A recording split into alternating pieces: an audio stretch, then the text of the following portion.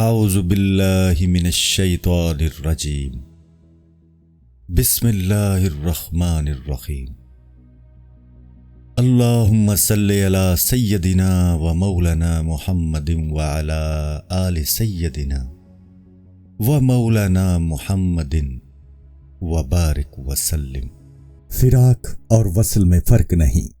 ایک شخص نے شیخ سے پوچھا کہ مصطفیٰ صلی اللہ علیہ وآلہ وسلم نے اس عظمت کے ہوتے ہوئے کہ اے پیغمبر، اگر تجھے پیدا نہ کرتا تو میں آسمانوں کو بھی پیدا نہ کرتا کہا ہے، کاش رب محمد نے محمد صلی اللہ علیہ وآلہ وسلم کو پیدا نہ کیا ہوتا، یہ کیسے ہوا؟ شیخ نے فرمایا، بات مثال سے واضح ہوتی ہے، میں اس کی مثال بیان کرتا ہوں تاکہ تجھے معلوم ہو جائے۔ فرمایا کہ ایک گاؤں میں ایک مرد کسی عورت پر عاشق ہو گیا۔ دونوں کا مکان اور خیمہ قریب قریب تھا۔ انہوں نے خوب داد عیش دی، خوب موٹے تازے ہوئے اور پھلے پھولے۔ ان کی زندگی ایک دوسرے سے وابستہ تھی، جس طرح مچھلی صرف پانی ہی میں زندہ رہتی ہے۔ کئی سال یہ اسی طرح اکٹھے رہے۔ خداوند تعالیٰ نے ناگہاں انہیں امیر بنا دیا۔ بہت سی بھیڑیں، گائیں، گھوڑے، مال و زر، جاہ و حشم اور غلام عطا کیے۔ انتہائی جاہ و حشم اور تنم سے انہوں نے شہر کا قصد کیا۔ ان میں سے ہر ایک نے ایک بہت بڑا شاہی مکان خریدا اور خیل و حشم سے اپنے اپنے مکان میں نزول فرما ہوئے۔ یہ شہر کے ایک کنارے پر تھا اور وہ دوسرے کنارے پر تھی۔ جب حالت یہاں تک پہنچی تو وہ عیش اور وصل قائم نہ رہ سکا۔ ان کا دل اندر ہی اندر جلتا۔ چھپ چھپ کر وہ گریہ وزاری کرتے۔ ایک دوسرے سے گفتگو کرنے کا امکان نہ رہا۔ سوز عشق انتہا کو پہنچ گیا اور آتش نے ان کو بکلی جلا ڈالا۔ جب سوز بالکل انتہا کو پہنچ گیا تو ان کے نعرے کو قبولیت حاصل ہوئی۔ گھوڑے اور بھیڑیں کم ہونی شروع ہو گئیں۔ رفتہ رفتہ یہ سلسلہ انہیں اسی حالت پر لے آیا۔ لمبی مدت کے بعد وہ پھر اسی گاؤں میں اکٹھے ہوئے اور عیش و وصل و کنار میں مشغول ہو گئے۔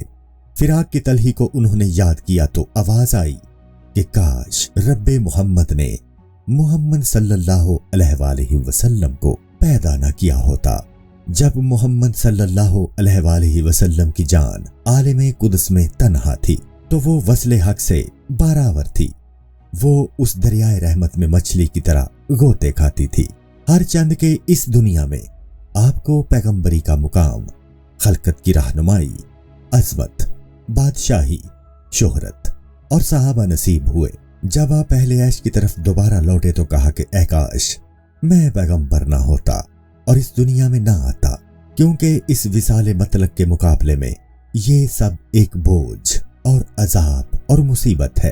استحقاق اور عظمت باری تعالیٰ کے مقابلہ میں یہ علم اور مجاہدہ اور بندگی ایسی رہی ہے جیسے ایک آدمی نے تیری اطاعت کی، خدمت کی اور چلا گیا۔ اگر تو خدمت حق میں ساری زمین کو سر پر رکھ لے تو ایسا ہے کہ تو نے ایک مرتبہ سجدہ کیا، کیونکہ خدا کا استحقاق اور اس کا لطف مسابقت رکھتا ہے تیرے وجود اور تیری خدمت پر۔ تجھے وہ کہاں سے باہر لایا اور موجود کیا اور تجھے بندگی اور خدمت کے لیے مستعد کیا تاکہ تو اس کی بندگی کی لاف مار سکے۔ یہ بندگیاں اور علوم ایسے ہیں گویا تو نے لکڑی اور نمدہ سے شکلیں بنائی اور اس کے بعد تو نے وہ اس کے حضور میں پیش کر دی کہ یہ شکلیں مجھے بہت اچھی لگتی ہیں، میں نے بنا ڈالی، لیکن ان میں جان ڈالنا تیرا کام ہے۔ اگر تو انہیں جان ارزانی فرمائے تو میرا علم زندہ کر دے گا، اور اگر تو ان میں جان نہ ڈالے تو یہ بھی تیرا ہی فرمان ہے۔ حضرت ابراہیم علیہ السلام نے فرمایا، خدا وہ ہے، وہ زندہ کرتا اور مارتا ہے۔ نمرود نے کہا، میں بھی زندہ کرتا اور مارتا ہوں۔ جب خداوند تعالیٰ نے اسے ملک دیا تو اس نے بھی اپنے آپ کو قادر سمجھا، اپنے آپ کو خدا کے حوالے نہ کیا اور کہنے لگا، میں بھی زندہ کرتا اور مارتا ہوں۔ اس ملک سے میری مراد عقل ہے۔ جب خداوند عالمی کو علم، زیرکی اور خزاقت بخشتا ہے تو وہ خود ہی کاموں میں اضافہ کر دیتا ہے کہ میں اس عمل اور اس کام سے کارناموں کو زندہ کرتا ہوں اور ذوق حاصل کرتا ہوں۔ کہا، نہیں، وہی زندہ کرتا اور مارتا ہے۔ ایک آیت کی تفسیر۔ बड़े मौलाना से एक आदमी ने सवाल किया कि हजरत इब्राहिम अलैहिस्सलाम ने नमरूद से कहा, मेरा खुदा वो है जो मशरिक से सूरज को तुलू करता है और मगरिब में उसे गुरूब करता है। खुदावंद ताला आफताब को मशरिक से तुलू करता है। सूरह बकरा। अगर तू खुदा होने का दावा करता है तो इसके बरक्स कर दिखा। इससे लाजिम आता है कि नमरूद ने इब्राहिम अलैहिस्सलाम पर इल्जाम लगाया कि उसने पहली बात छोड़ दी और ना गुफ्ता जवाब दूसरी दलील में शुरू कर दिया। फरमाया कि दूसरे लोग सख्त कांटों वाली बदमजा घास खाते हैं, तू भी वही घास खाता है। दोनों मिसालों में बात एक ही है, तूने भी उसे गलत ही समझा है। इसके मानी बहुत हैं। एक मानी यह है कि खुदावंद ताला ने कत्मे अदम से तुझे माँ के पेट में शक्ल दी और तेरा मशरिक माँ का पेट था, वहां से तूने तलू किया और कब्र के मगरिब में तू गुरूब हुआ। ये सब पहली ही बात है। दूसरी इबारत में कि वो जिंदा करता और मारता है। अब अगर तू कादिर है तो कब्र के मगरिब से बारावर रहम के मशरिक की तरफ जा। दूसरा मानी यह है कि आरिफ को बंदगी, मुजाहिदा और रोशन उलूम के जरिए रोशनी, मस्ती, फरहत और राहत मिलती है और इस बंदगी और तात को तर्क कर देने से वो खुशी गुरूब हो जाती है। बस ये दो हालतें, बंदगी और तरके बंदगी, इसके मशरिक और मगरिब हुए। बस अगर तू जिंदा कर देने पर कादिर है तो इस रोशनी और राहत को जो बंदगी से तुलू होती है, तू इस हालत गुरूब में कि फस्को फसाद और मासियत है जाहिर कर। ये बंदे का काम नहीं, बंदा इसे हरगिज नहीं कर सकता, ये खुदा का काम है। वो अगर चाहे तो आफताब को मगरिब से तुलू कर दे और अगर चाहे तो मशरिक से, क्योंकि वल्लज़ी युहयी व युमीत, वही जिंदा करता और मारता है। काफिर और मोमिन दोनों ही खुदा की तस्बीह करते हैं कि खुदावंद ताला ने खबर दे रखी है कि जो शख्स सीधे रास्ते पर चलता है, सच्चाई से काम लेता है, अंबिया और औलिया के तरीक पर शरीयत की मुताबियत करता है, उसे ऐसी खुशियां, रोशनियां और जिंदगियां मिलती हैं। और जब वो उसके बरक्स करता है तो ऐसी तारीकियां, खौफ, कुएं और मुसीबतें पेश आती हैं। दोनों इसके मुताबिक ही अमल करते हैं। वो जो खुदावंद ताला ने वादा किया हुआ है वो ना ज्यादा करता है और ना कम। सच साबित होता रहता है और उसकी सच्चाई जाहिर होती रहती है। बस दोनों ही खुदा की तस्बीह करने वाले हुए। ये एक जुबान से और वो एक जुबान से उसकी तस्बीह करने वाले, और उस तस्बीह करने वाले में आसमान और जमीन का फर्क है। वो तस्बीहां और ये तस्बीहां, मसलन एक चोर ने चोरी की और उसे सूली पर चढ़ा दिया गया, वो भी मुसलमान का वाइस है कि जो चोरी करे उसकी ये हालत होती है। और एक शख्स को बादशाह ने उसकी दुरुस्ती और ईमानदारी की वजह से किल्लत अता किया, वो भी मुसलमानों का वाइस है। ये दोनों ही वाइस हैं, लेकिन चोर उस जुबान से और अमीन इस जुबान से। लेकिन इन दो वाइसों के दरमियान जो फर्क है, तू उसे देख। दुनियावी मोहब्बत में इत्तेदाल चाहिए। फरमाया कि तेरा दिल खुश है, और ये कैसे है? इसलिए कि तेरा अज़म दिल दाम की तरह है। दाम के लिए जरूरी है कि वो दुरुस्त हो ताकि शिकार को पकड़े। अगर तबीयत ना खुश हो तो दाम फटा हुआ है, वो काम का नहीं। बस चाहिए कि किसी से दोस्ती में अफरात ना हो और ना दुश्मनी में अफरात हो, क्योंकि इन दोनों से दाम फट जाता है।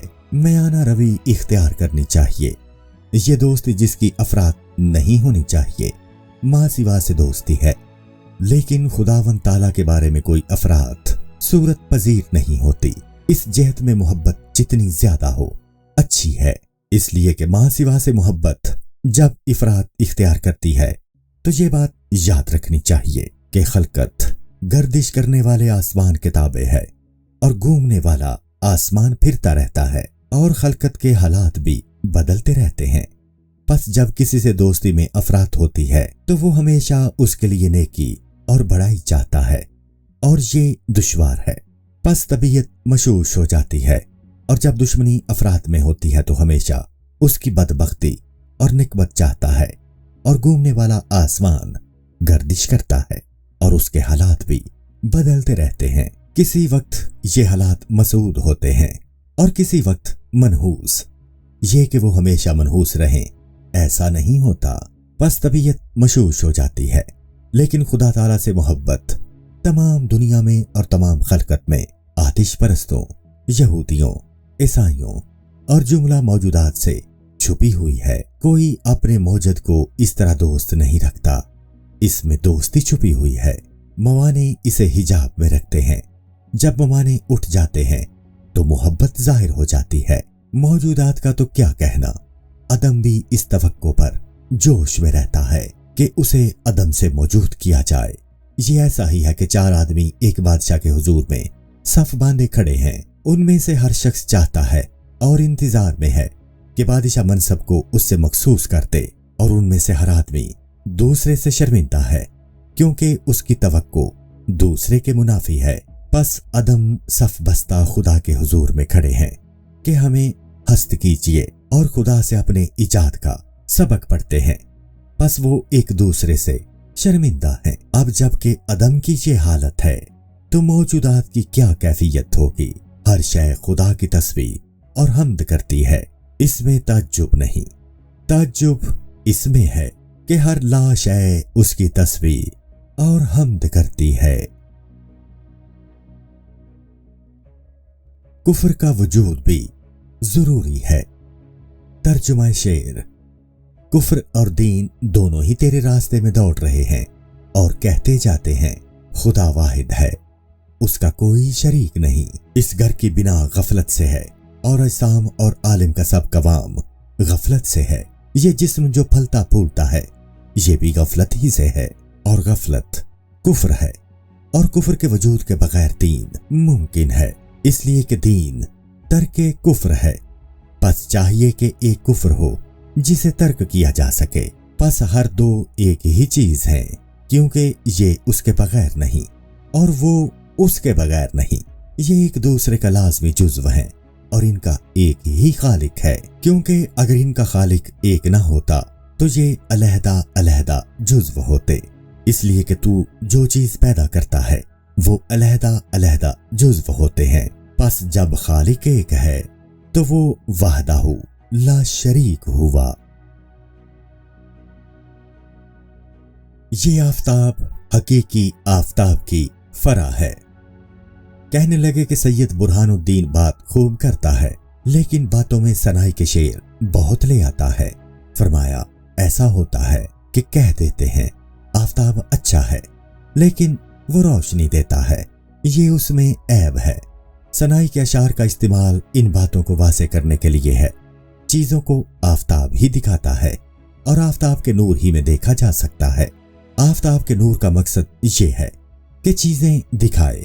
आखिर ये आफताब ऐसी चीजें दिखाता है जो काम में नहीं आती। एक आफताब है जो ऐसी चीजें दिखाता है जो काम में आती हैं। हकीकी आफताब ये है, और वो आफताब उसका मजाज और फरा है। आखिर तुम भी बकदरे अक्ल जुज़वी इस आफताब की तरफ रग़बत रखते हो और उससे नूरे इल्म तलब करते हो। तुम्हें गैर महसूस चीजें नजर आई हैं और तुम्हारी अकल बढ़ती है, और तुम हर उस्ताद और हर दोस्त से कुछ ना कुछ समझने और हासिल करने की तवक्को रखते हो।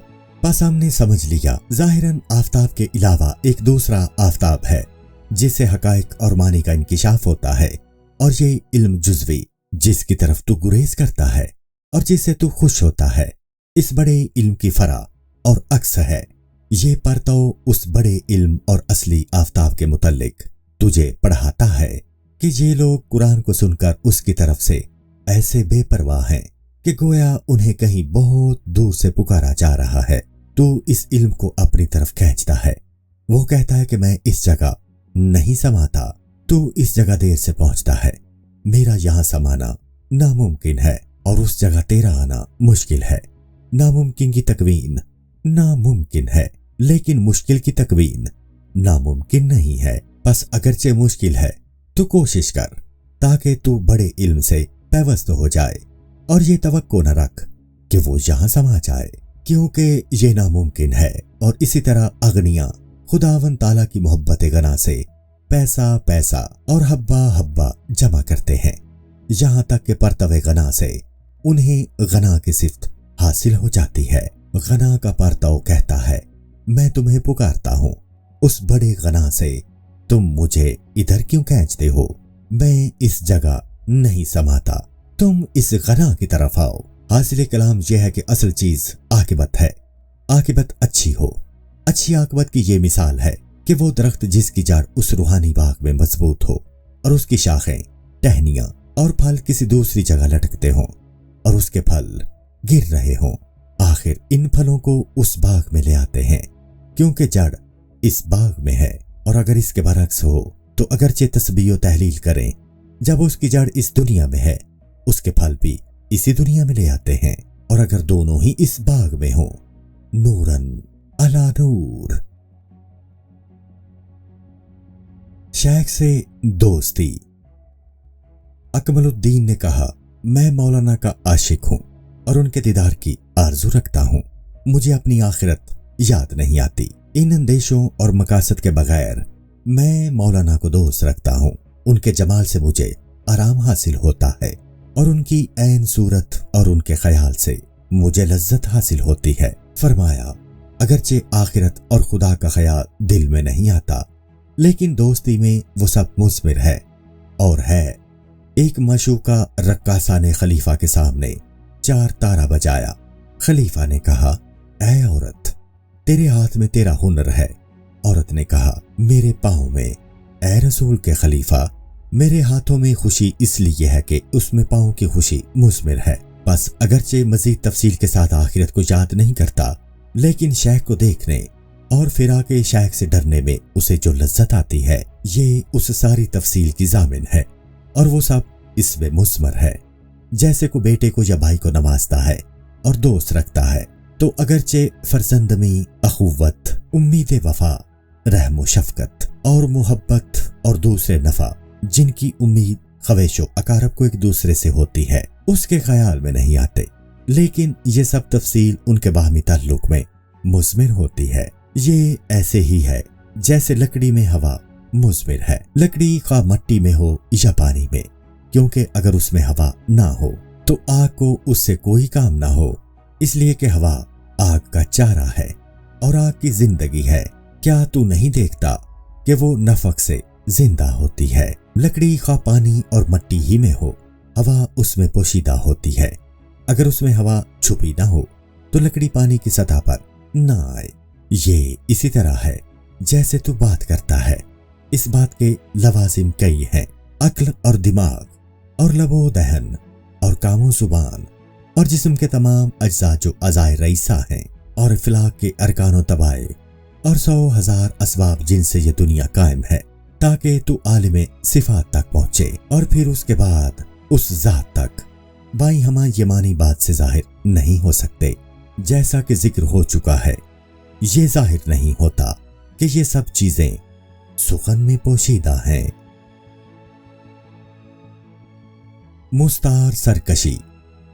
آدمی کو روزانہ 5-6 بار ناکامی اور تکلیف درپیش آتی ہے، اس پر اسے اختیار نہیں ہوتا، اور یہ تکلیفیں خود اس کی طرف سے قطعاً نہیں ہوتی بلکہ کسی غیر کی طرف سے ہوتی ہیں، اور وہ اسی غیر کا مسخر ہوتا ہے، اس لیے کہ وہ غیر اس کا نگہبان ہوتا ہے، لہذا برا فعل رنج دیتا ہے۔ اگر نگہبان نہ ہو تو یہ مناسب تکلیف کون دے؟ ان تمام نامرادیوں کے باوجود اس کی طبیعت اس کا قرار نہیں کرتی اور مطمئن نہیں ہوتی کہ میں کسی کے حکم کے ماتحت ہوں۔ آدم کو اپنی صورت پر پیدا کیا، اس میں الوہیت کی صفت جو صفت عبودیت کی ضد ہے مستعار رکھ دی ہے۔ اس میں کتنی ہی سرکوبی ہو، وہ مستعار سرکشی نہیں چھوڑتا اور ان ناکامیوں کو فراموش کر دیتا ہے، لیکن اس وقت تک اسے فائدہ نہیں ہوتا جب تک اس مستعار کو اس کی ملکیت نہ بنا دیں۔ جب تک یہ نہ ہو اسے چپت سے رہائی نہیں ملتی۔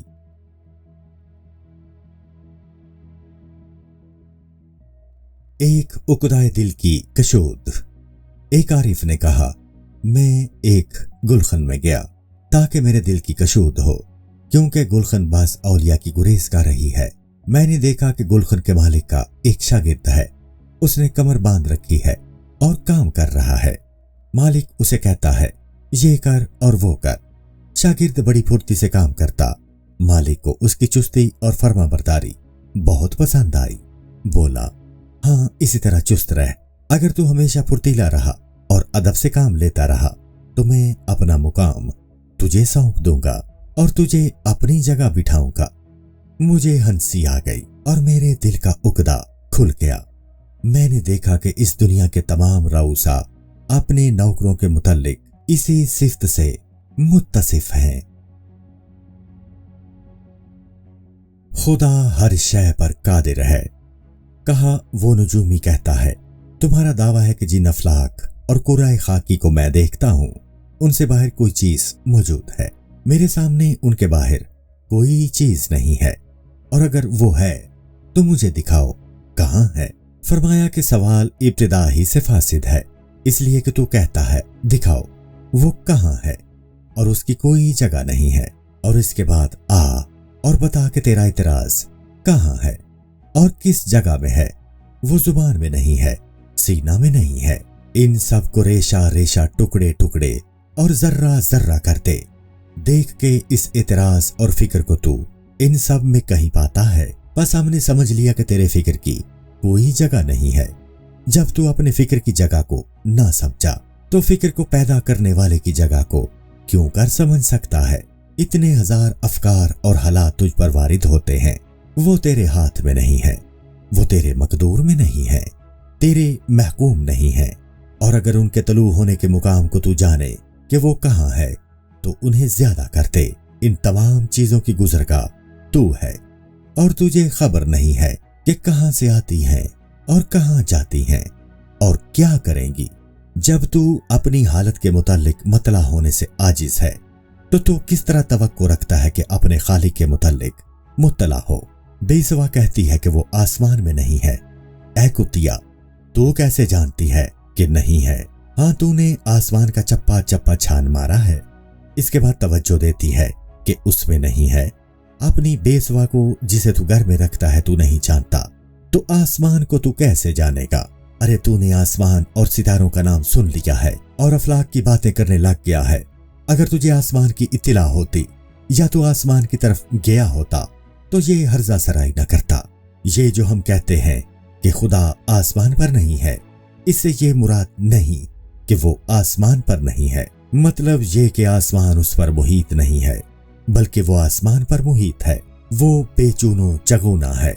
आसमान से उसका ताल्लुक इसी तरह बेचूनो चगूना है जैसे उसका ताल्लुक तुझसे बेचूनो चगूना है। सब कुछ उसके कब्जाए कुदरत में है और हर चीज उसकी मजहर है और उसके तसर्रुफ में है। बस वो आसमान और अकवान से बाहर नहीं और वो बकुल्ली उनके अंदर भी नहीं, यानी ये उस पर मुहीत नहीं है और वो सब पर मुहीत है। मामार इमारत से लतीफ तर है। एक शख्स ने कहा, पेशतर इसके कि जमीन व आसमान और कुर्सी पैदा हुए, तज्जुब है कि खुदा कहां था। हमने कहा कि यह सवाल इब्तिदा ही से फासिद है, इसलिए कि खुदा वो है जिसकी कोई जगह नहीं है। तू पूछता है कि वो इससे भी पहले कहां था। आखिर तेरी सब चीजें जगह के बगैर हैं। जो चीजें तुझ में हैं, क्या तू उनको जानता है? जो तू उसकी जगह पूछता है जो बेजगह है। तेरे हालात और अफकार की जगह का तसव्वुर कैसे बनता है? आखिर अफकार का खालिक अफकार से लतीफ तर है। मसलन ये मामार जिसने घर बनाया उस घर से लतीफ तर है, इसलिए कि वो सैकड़ों ऐसे घर बना चुका है। वो कई दूसरे काम और तदाबीर कर चुका है। ये सब कुछ यक बयक नहीं हो जाता, वो एक एक करके बना सकता है। बस मामार इमारत से लतीफ तर और अजीज तर है, लेकिन वो लताफत नजर नहीं आती सिवाय इमारत के जरिया के। और वो अमल जो आलमे हिस्स में आता है इसलिए है कि उसकी लताफत और जमाल को जाहिर करे। ये सांस बुखारात की सूरत में मौसम सरमा में जाहिर होता है और मौसम गर्मा में जाहिर नहीं होता। ये नहीं कि गर्मा में सांस मुनकता हो जाता है और सांस बाकी नहीं रहता, बल्कि गर्मा लतीफ है और सांस भी लतीफ है, इसलिए ये जाहिर नहीं होता। सरमा में मामला इसके बरक्स होता है। इसी तरह तेरे सब औसाफ और मानी लतीफ हैं, वो नजर नहीं आते, वो फेल से मालूम होते हैं। मसलन तुझ में हिल्म मौजूद है लेकिन नजर नहीं आता। जब तू किसी खताकार को बख्शता है तो हिल्म हो जाता है। इसी तरह तेरी कहारी नजर नहीं आती। जब तू किसी मुजरिम पर गुस्से होता है और उसे पीटता है तो तेरा कहर नजर आ जाता है। खुदावन ताला इंतहाई लताफत की वजह से नजर नहीं आता। उसने जमीन और आसमान पैदा कर दिए ताकि उसकी कुदरत और उसकी सनत नजर आए। इसीलिए उसने फरमाया है, क्या आसमान की तरफ नहीं देखते कि हमने इसे कैसा बनाया है? मेरा सुखन मेरे हाथ में नहीं है, इसी वजह से मुझे अफसोस है। इसलिए मैं चाहता हूँ दोस्तों को वाज करूं, मगर सुखन मेरा मुती नहीं है। मुझे बहुत अफसोस है, लेकिन इस लिहाज से कि मेरा सुखन मुझसे बुलंदतर है और मैं उसका महकूम हूँ, बहुत खुश होता हूँ। इसलिए कि वो बात जो खुदावन ताला कहता है जहां भी जाती है जिंदा करती है और बड़ा असर करती है। जब तूने तीर चलाया, तूने नहीं बल्कि अल्लाह ने तीर चलाया। सूरह इनफाल। जो तीर खुदा की कमान से निकलता है उसे कोई ढाल और कोई जिर्रा बख्तर नहीं रोक सकती। इस लिहाज से मैं खुश हूं। अगर इंसान में सिर्फ इल्म ही इल्म होता और जहालत ना होती तो आदमी जल जाता और बाकी ना रहता। बस जहालत मतलूब ठहरी इस लिहाज से कि वजूद की बका इससे है, और इल्म इस लिहाज से मतलूब है कि वो मार्फत इलाही का वसीला है। बस ये दोनों एक दूसरे के मददगार हैं और सब जिद्दें ऐसी ही हैं। रात अगरचे दिन की जिद है लेकिन उसकी मददगार है, और ये दोनों एक ही काम करते हैं। अगर हमेशा रात होती तो कोई काम ना हो सकता और कुछ हासिल ना होता, और अगर हमेशा दिन होता तो आंख और सर और दिमाग खीरा रहते और दीवाना होते और मुअत्तल रहते। बस रात को आराम करते हैं और सोते हैं, और दिमाग, फिक्र, हाथ, कान, आंख सब के सब कुव्वत हासिल करते हैं और दिन के वक्त इन कुव्वतों को खर्च करते हैं। लेकिन तमाम अजदाद हमें अजदाद मालूम होती हैं, लेकिन उस हकीम के नजदीक वो सब एक ही काम करती हैं और वो अजदाद नहीं है। दुनिया में कोई बद आदमी कहाँ है जिसमें नेकी ना हो, और कौन सा आदमी नेक है जिसमें बदी बिल्कुल नहीं है। एक मिसाल लीजिए, एक आदमी ने किसी को कत्ल करने का इरादा किया। खूबसूरत औरत सामने आ गई, वो उससे जना में मसरूफ हो गया। उस जना की वजह से उससे वो खून ना हो सका। अब जना बहैसियत जना के बुरा है, लेकिन इस वजह से कि उसने एक कत्ल की वारदात को रोक दिया नेक है। बस बदी और नेकी एक चीज है, इनके अज्जा अलहदा अलहदा नहीं है। आतिश परस्तों से हमारी बहस इसी बिना पर है। वो कहते हैं खुदा दो हैं, एक नेकी का खालिक और दूसरा खालिक शर। अब तू मुझे खैर बेशर दिखा ताकि मैं कायल हो जाऊं कि शर का एक खुदा है और एक खैर का खुदा है, और ये नामुमकिन है इसलिए कि खैर शर से जुदा नहीं है। जब खैर और शर दो नहीं है तो दो खालिक नामुमकिन हुए। हम तुम पर लाजिम करार नहीं देते कि तुम जरूर यकीन कर लो कि ऐसा ही है। हम कहते हैं इससे तुम में जन पैदा होता है कि मुबादा ऐसा ही हो जैसा कि वो कहते हैं। ये तस्लीम शुदा है मगर यकीनी नहीं कि ऐसा हो। तुम्हें कैसे यकीन आ गया कि ऐसे नहीं है? खुदा फरमाता है कि ऐ काफिर, क्या उन्हें ख्याल नहीं आता कि कयामत के बड़े सख्त दिन ये लोग उठाए जाएंगे। सूरह तत्फीफ। जनीयत भी जाहिर ना हुई क्योंकि वो वादे जो हमने किए मुबादा के सच्चे हों, और काफिरों से मुआखजा इस बिना पर होगा कि क्या तेरे ख्याल में ना आया, तूने क्यों एहतियात ना की और हमारा तालिब ना हुआ।